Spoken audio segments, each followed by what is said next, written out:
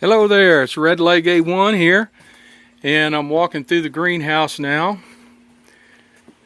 passing through into the rabbit house. I got quail right over here, I got chickens or ducks back over here, and oh, look at what we've got.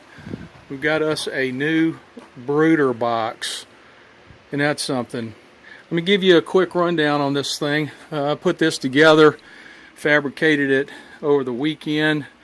From top to bottom here is 24 inches, and from back to front is 20 inches. From left side all the way across the right side is 42 inches. This door is 12 inches from top to bottom, goes all the way across the 42 inches. I cut an opening here with a jigsaw, and all this is the cover to a plastic container of screws. These have several of these empties, and just fender washers and some sheet metal screws. That's my windows, and if you look down in there, oh my goodness, what do you see? A couple of little chickie poos. This is a couple of repurposed door hinges. I save those when I can. These little clamps right here are just simply clamps that you use to hold a sink in place. You can't see them, they're underneath the sink. And all that is just a lamp housing. And got my lamp in there. Currently I have 12 chicks in here, and the chicks were born over 1.5 days. I think they came a little bit early, but they seem to be doing fine. Here was this little guy right here is the last one to be born, and he's slowly coming around. I want to talk about this little piece right here. This is actually I guess an invention, you could say, by Jack Spirko. It's a modification to his invention. What he uses is a plastic tub, and he puts on one end, like over here, he would put a raised up area, a little boxed raised up area with the mesh on top of it, and then underneath that he would put a paint roller pan, and then he would allow his ducks or his chicks to get up on top of the mesh and eat and water themselves, and then all the goop and everything would fall down into the paint roller pan. So what I've done is come on the bottom of this unit, look at it from this way, and I found a plastic tray that I've been using for my fodder pans, and I just simply cut this little groove out. Let's see here, how can I show you this? There's a groove right here that I cut out to match with the paint tray. Easy enough. And then just simply slide it into place until it's right over the top. It matches right up with the screen or the wire mesh, and my birds can get in there and drink and eat, and hopefully they won't foul up the bedding as quickly. And for bedding I use wood shavings from a furniture manufacturer, and I just go by there. They give me a call and say, okay, we got 8 or 10 bags, and I go pick up a bunch of plastic bags, and there you go. Let's see here, the thermometer. The thermometer, I don't think you can read that, but right now it's reading about 98 degrees with the door open. And got my feed bucket right down there, and then I've got a little shelf up here to do different things. I'm pretty pleased with a Down and dirty, quick and easy. This is some scrap plywood that I used, 3/4 inch. This lid right here is from a piece of IKEA furniture, and it was almost the right length or width. I think it was about 14 inches, and I had to put it on my saw and rip it down. And you can see the angle.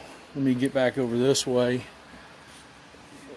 We're pretty good on this angle right here, and then I just beveled that to match and bevel down there. So this is I plan on this being a multi-purpose brooder, and I think most brooders are probably multi-purpose.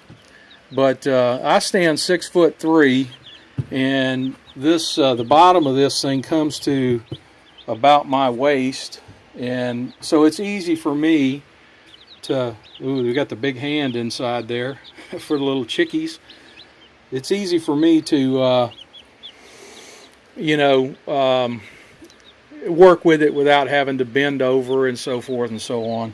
Anyway, at my age, I'm trying to reduce my amount of times I bend and come up and down.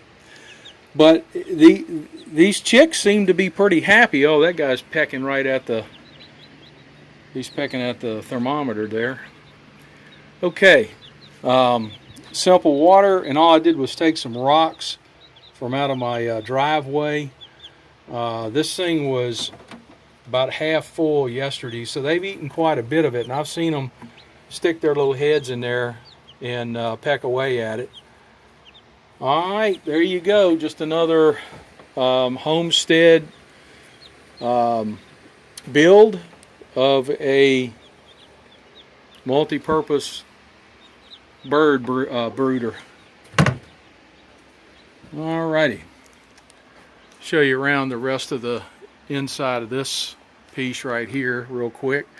This door, again, got repurposed hinges. These metal mesh metal panels right here, just I'm not sure where they came from. I bought them from a broker dealer of salvage type stuff.